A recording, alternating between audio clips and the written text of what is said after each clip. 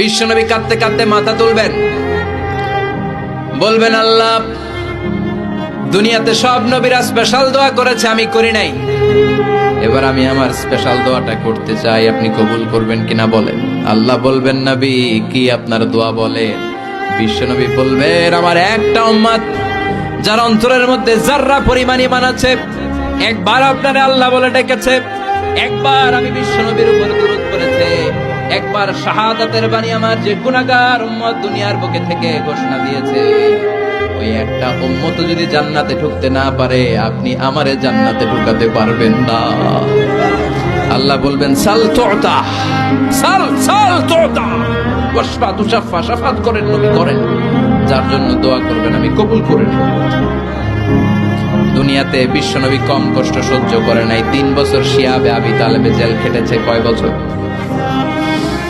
দুর্ভিক্ষের বছরগুলোতে বিশ্বনবীর পেটে দানা পানি ছিল না।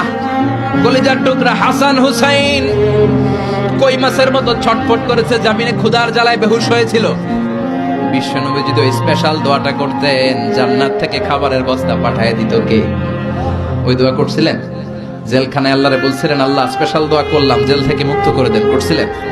যুদ্ধের ময়দানে নিজের দাঁত ভেঙেছে, উহুদের ময়দান সাক্ষী, বিশ্বনবীর মুবারক রক্তে উহুদের ময়দান রঞ্জিত হয়েছে। সেদিনও বিশ্বনবী ওই দোয়াটা করে নাই। চিল্লায় বলেন ঠিক কিনা?